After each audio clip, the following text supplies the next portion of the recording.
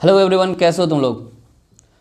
अभी तुम लोगों का एग्ज़ाम नज़दीक आ गया है और पढ़ाई में भी तेज़ी आ गई होगी। सब लोग सीरियस होकर पढ़ाई कर रहे होंगे। कुछ बच्चों को टेंशन भी हो गया होगा कि अब कैसे सिलेबस ख़त्म होगा, है ना।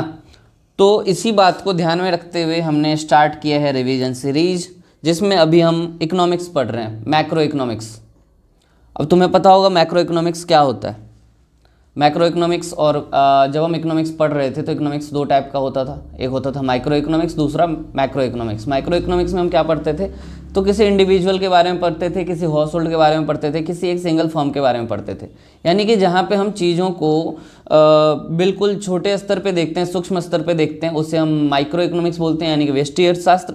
और जब हम पूरे इकोनॉमी के बारे में पढ़ते हैं, जब हम पूरे इकोनॉमी एज होल की स्टडी करते हैं, जैसे कि जीडीपी क्या होता है, जीडीपी कैसे कैलकुलेट किया जाता है, नेशनल इनकम क्या होता है, फिर तुम्हारा पर कैपिटा इनकम क्या होता है, गवर्नमेंट बजट क्या होता है, इन सारे चीज़ों को हम अपने मैक्रो इकोनॉमिक्स में पढ़ने वाले हैं।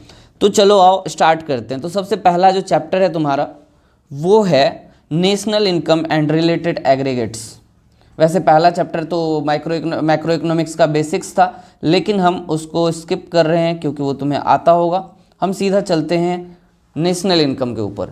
तो नेशनल इनकम में जाने से पहले हमें पता होना चाहिए कुछ गुड्स के बारे में, कि कंज्यूमर गुड्स क्या होता है, कैपिटल गुड्स क्या होता है, फाइनल गुड्स क्या होता है और इंटरमीडिएट गुड्स क्या होता है। अब सबसे पहले देखेंगे कि कंज्यूमर गुड्स क्या होता है।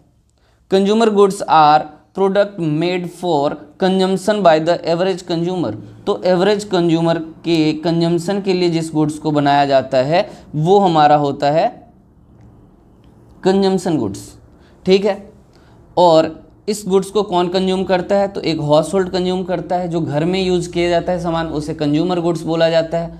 उसके बाद आता है हमारा कैपिटल गुड्स। कैपिटल गुड्स क्या होता है, कैपिटल गुड्स का मतलब होता है capital goods are those goods that can be use to increase production, जिसका यूज़ किया जाता है प्रोडक्शन प्रोसेस में।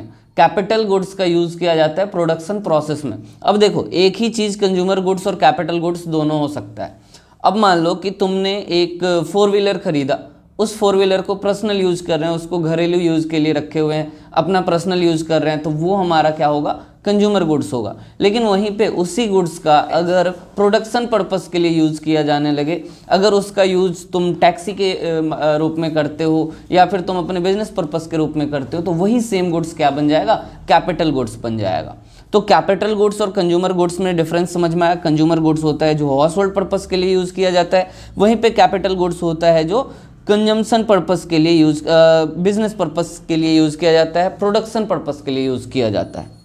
अब आते हैं हम नेक्स्ट, इसके बाद आता है हमारा फाइनल गुड्स। फाइनल गुड्स क्या होता है, a final goods is a product that are used by the final consumer which does not require any additional processing. यानी कि तुम हिंदी में समझो तो जिसने अपना प्रोडक्शन बाउंड्री लाइन क्रॉस कर लिया है, ऐसा गुड्स जो प्रोडक्शन बाउंड्री लाइन क्रॉस कर लिया, जिसमें अब और वैल्यू ऐड नहीं होना है, वो क्या कहलाता है, हमारा फाइनल गुड्स कहलाता है। फाइनल गुड्स होता है भाई वो, हाँ ठीक है। तो फाइनल गुड्स जब अपना प्रोडक्शन बाउंड्री लाइन पार कर लेता है तो फाइनल गुड्स कहलाता है। उसके बाद आता है हमारा इंटरमीडिएट गुड्स।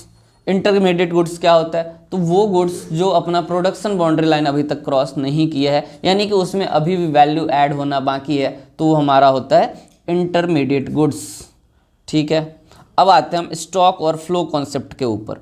तो स्टॉक और फ्लो कॉन्सेप्ट क्या होता है, देखो स्टॉक को हम at a point of time पे कैलकुलेट करते हैं, वहीं पे फ्लो को हम at a period of time पे कैलकुलेट करते हैं, over a period of time के ऊपर कैलकुलेट करते हैं। इसका बहुत फेमस एग्जांपल है पानी का टंकी।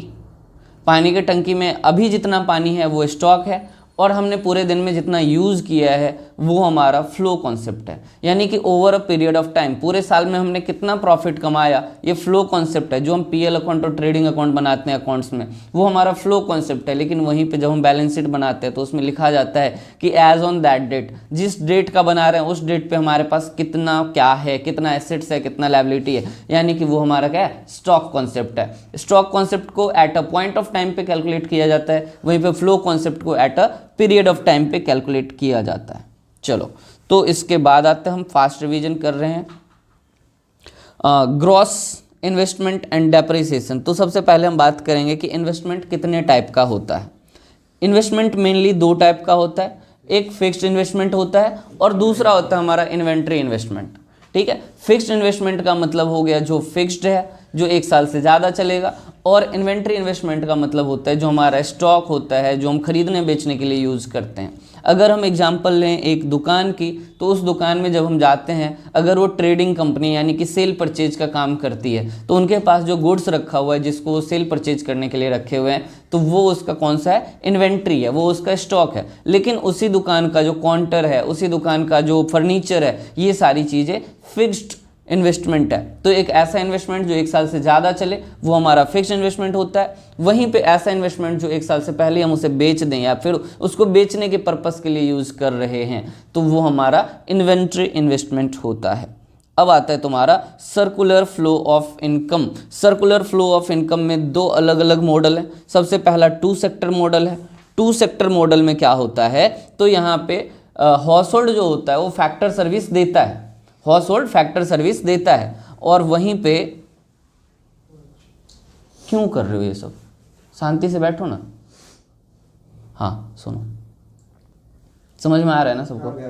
ठीक है, तो देखो हाउस होल्ड यहाँ पे फैक्टर सर्विस देता है, और वो चीज़ किसको मिलता है, प्रोड्यूसर को मिलता है, और प्रोड्यूसर अपना गुड्स एंड सर्विस सेल करता है जो कि हाउस होल्ड को मिलता है। तो इसमें क्या होता है कि एक साइड से फैक्टर सर्विस जाता है, एक साइड से फैक्टर सर्विस फर्म को मिलता है।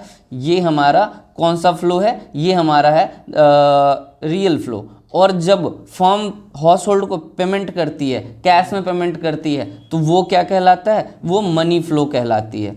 तो जब हाउस होल्ड ने सर्विस दिया फर्म को तो वो रियल फ्लो हुआ, और वहीं पे अगर फर्म ने पे किया हाउस होल्ड को तो वो मनी फ्लो हुआ। वहीं पे जब हाउस होल्ड को पेमेंट प्रोडक्ट सेल करती है, गुड्स और सर्विसेज सेल कर रही है, तो उस केस में क्या होता है, उस केस में होता है रियल फ्लो। और उसके बदले हाउस होल्ड से पैसे चार्ज करती है, तो हाउस होल्ड से जो पैसे चार्ज किया जाता है वो क्या होता है, मनी फ्लो होता है। यानी कि जब भी हम किसी का सर्विस या प्रोडक्ट यूज करते हैं तो वो रियल फ्लो है, और बदले में जो पेमेंट किया जाता है, जो कैश का फ्लो होता है, जो पैसों का फ्लो होता है, वो मनी फ्लो होता है।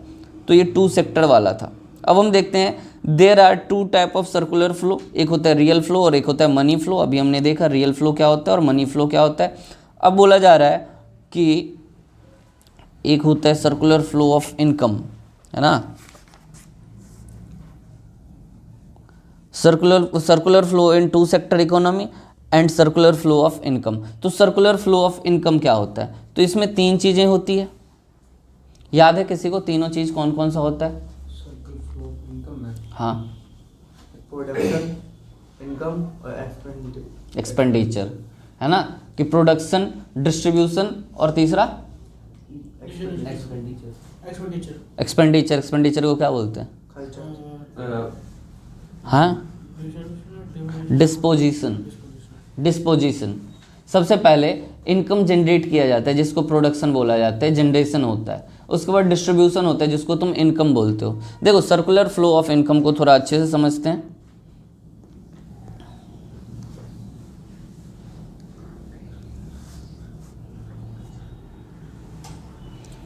तो सबसे पहले होता है यहाँ पे प्रोडक्शन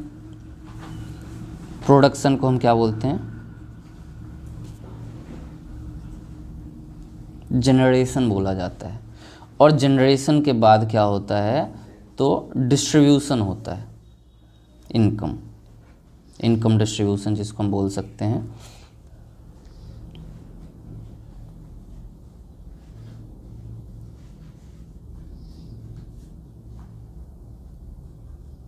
इनकम, ये होता है हमारा डिस्ट्रीब्यूशन।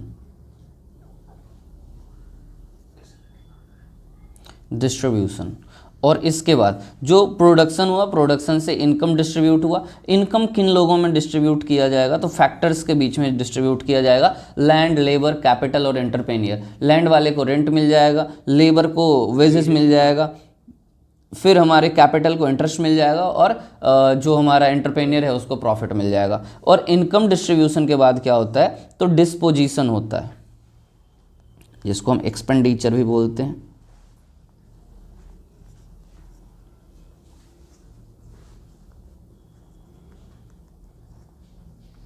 डिस्पोजिशन।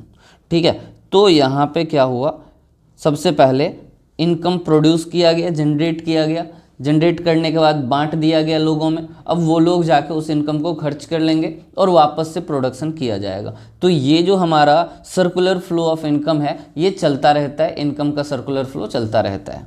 ठीक है, चलो आगे देखते हैं। Methods of calculating national income. तो नेशनल इनकम कैलकुलेट करने का कितना मेथड है, 3 मेथड है।